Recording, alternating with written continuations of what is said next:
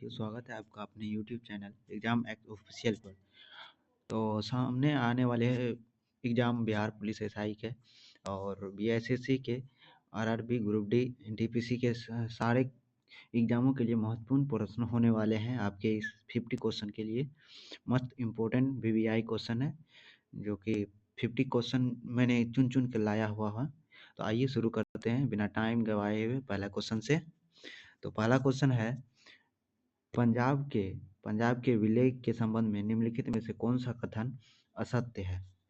तो कौन सा कथन असत्य है, इसमें आपका ऑप्शन हो जाएंगे। ये ऑप्शन सी, दिलीप कुमार को 2500 वार्षिक पेंशन दी गई थी। अगला क्वेश्चन है, किस वर्ष से भारतीय राष्ट्रीय कांग्रेस की कार्यवाही में महिलाओं ने भाग लेना प्रारंभ किया? तो किस वर्ष होगा? ऑप्शन बी, 1889 में। अगला क्वेश्चन है, निम्नलिखित निम्नलिखित में से कौन सा आधुनिक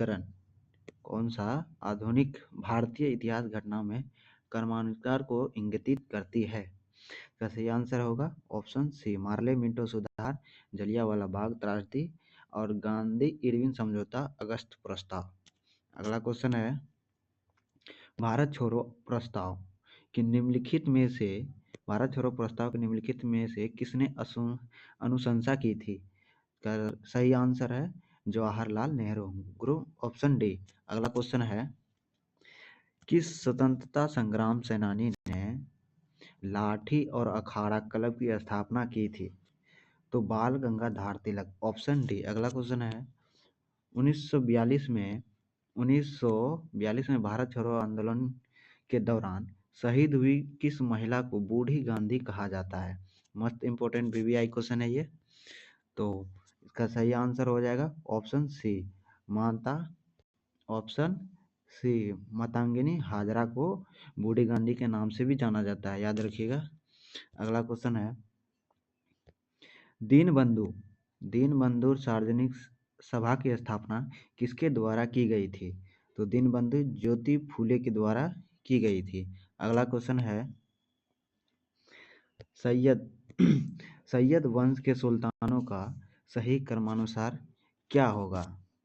तो इसका सही आंसर है ऑप्शन सी, यानी कि ये भी होगा पहला, उसके बाद मुबारक शाह होगा, फिर मोहम्मद शाह होगा, उसके बाद अलाउद्दीन शाह होगा। अगला क्वेश्चन है,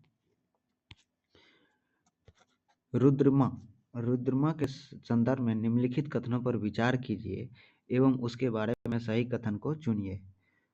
तो इसका विचार करना है ऑप्शन 1 और 2 से इसका सही जवाब बताना है। तो इसका केवल एक नंबर जो सही है, ऑप्शन ए, रानी रुद्रमा वालगन के एक काकतीय वंश की चौथी स्वतंत्रता शासिका थी, ये सही है। उसने दक्षिण तमिलनाडु के पांड्य, उड़ीसा के पूर्वी गंगा शासकों, देवगिरी के सेन शासकों को पराजित किया था, ये गलत है।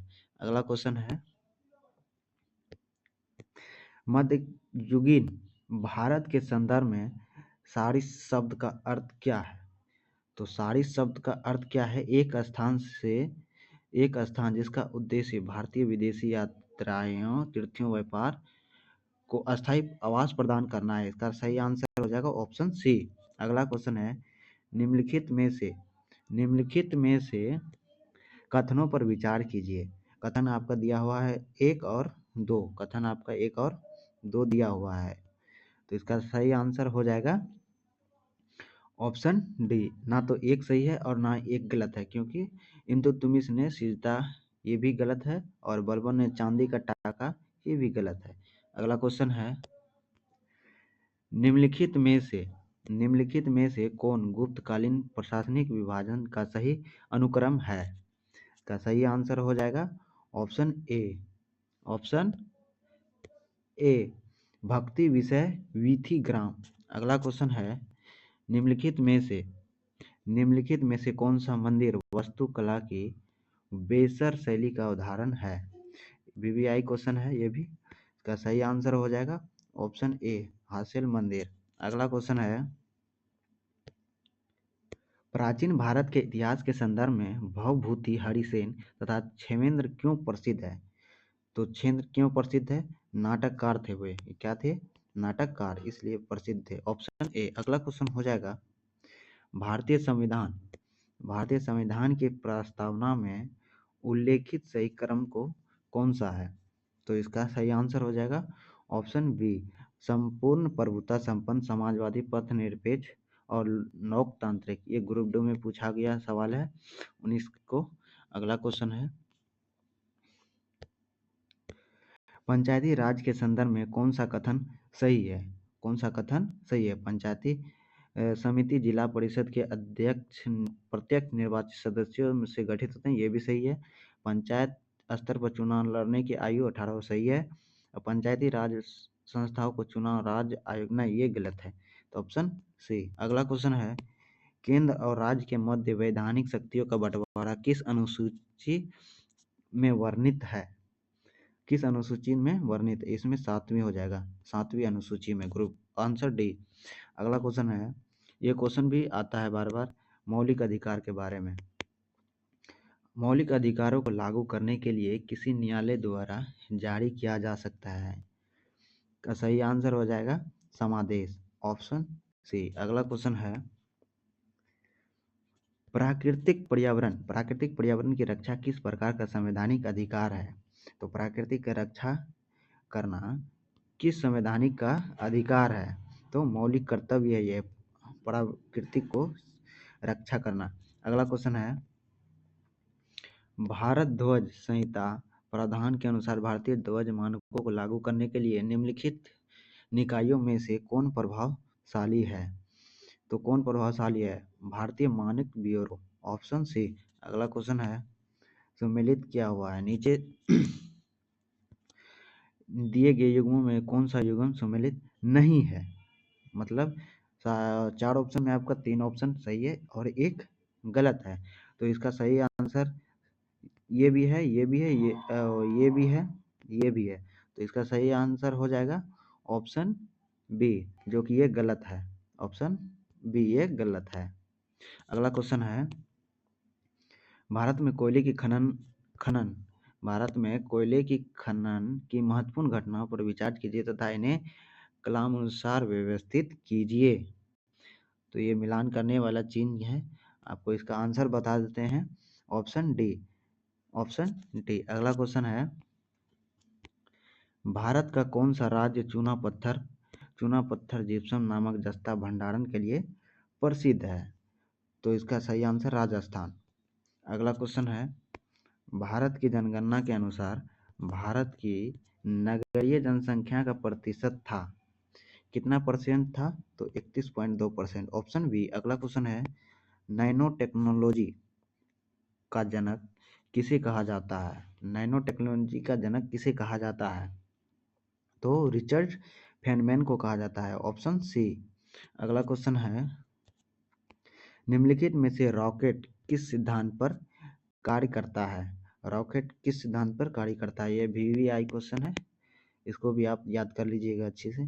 तो रेखीय गति संरक्षण के सिद्धांत पर कार्य करता है। अगला क्वेश्चन है इको साउंडिंग का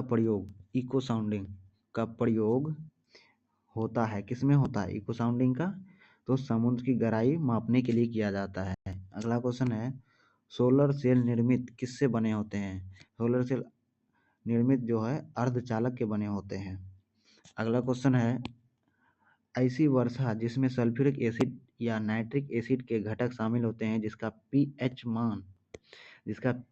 मान 4.5 से कम होता है, तो क्या कहलाते हैं ऐसी वर्षा? तो ऐसी वर्षा अम्ल वर्षा कहलाते हैं, ऑप्शन बी। अगला क्वेश्चन है जहरीली गैसों को खत्म करने के लिए उत्प्रेरक रूपांतर निम्नलिखित में से किस धातु का प्रयोग करके उत्प्रेरक किया जाता है? तो किस धातु का? होडियम धातु का, ये थोड़ा टाइपिंग गलत सही है, होडियम ही होगा, ठीक ठीक, ऑप्शन सी। अगला क्वेश्चन है सूक्ष्म पोषक जो शर्करा के परिवहन Ca++ के उपयोग में और कोशिका विभाजन में महत्वपूर्ण है, क्या कहलाते हैं? Phosphorus, option A. अगला क्वेश्चन है किस खाद्य पदार्थ में आवश्यक एमिनो अम्ल पाए जाते हैं? आवश्यक एमिनो अम्ल पाए जाते हैं, तो अंडा में पाए जाते हैं, ऑप्शन बी। अगला क्वेश्चन है, निम्नलिखित में से कौन सा एक सुमेलित नहीं है? मतलब कौन सा एक सुमेलित नहीं है? 3 आपका सही है, 1 गलत है। तो इसका सही आंसर है ऑप्शन ए। पोडोलॉजी में मृदा यानी कि मिट्टी का अध्ययन किया जाता है। बाकी ये भी सही है, ये भी सही है, ये भी सही है। अगला क्वेश्चन है, किस शैवाल से आयोडीन प्राप्त होता है? तो इसका सही आंसर है लेमिनेरिया, ऑप्शन बी। अगला क्वेश्चन है, निम्नलिखित में से कौन सा धातु अम्ल से अभिक्रिया कर आसानी से हाइड्रोजन विस्थापित करती है? हाइड्रोजन विस्थापित करती है, तो Mg, ऑप्शन ए। अगला क्वेश्चन है, हरगोविंद खुराना को किस आविष्कार के लिए सम्मानित किया गया था? तो हरगोविंद खुराना को जीन के संश्लेषण के लिए किया गया था। ये भी क्वेश्चन भी आई है, गोल्डन क्वेश्चन है ये, याद रखिएगा, ये बार बार पूछता है एग्जाम में। अगला क्वेश्चन है, निम्नलिखित में से कौन सा पौधा कीट पकड़ता है? कौन सा पौधा में कीट पकड़ता है? तो नेफेथेंस, नेफेथेंस, ऑप्शन सी। अगला क्वेश्चन है, निम्नलिखित में से किस विटामिन की कमी से सीलियक रोग होता है? सीलियक रोग होता है, तो B12, vitamin B12, option B. अगला क्वेश्चन है, कोशिका में मौजूद जैली तरल पदार्थ, कोशिका में मौजूद जैली तरल पदार्थ क्या कहलाते हैं? तो कोशिकीय द्रव कहलाते हैं, ऑप्शन डी। अगला क्वेश्चन है, पादप की विभिन्न प्रजातियों के दीर्घकालीन संरक्षण की तकनीकी कौन सी है? इसका सही आंसर है option B, in vitro gene bank. अगला क्वेश्चन है, पर्यावरण निष्पादन सूचकांक सर्वप्रथम कब जारी किया गया था? ये भी क्वेश्चन भी आई है, याद रखिएगा। इसका सही आंसर है 2002 में। अगला क्वेश्चन है, बढ़ती शहरी रोजगार के परिप्रेक्ष्य में ग्रामीण शहरी पलायन से संबंधित विरोधाभास की निम्नलिखित में से कौन सा मॉडल व्याख्या करती है? तो हीरोस-टोडारो मॉडल जो है व्याख्या करती है, ऑप्शन डी। अगला क्वेश्चन है, मिलान करने का है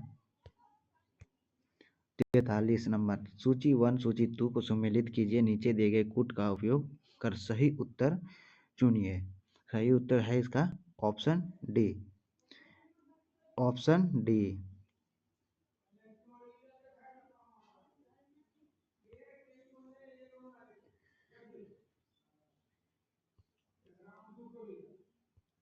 ये आपका सम्मिलित हो गया है। अगर आपको इसका नोट्स PDF अगर चाहिए तो नीचे डिस्क्रिप्शन बॉक्स में इसका लिंक दिया हुआ है, आप वहां से भी जाके देख सकते हैं। अगला क्वेश्चन है, निम्नलिखित फिलिप्स वक्र निम्नलिखित में किसके मध्य संबंधित स्थापित करता है?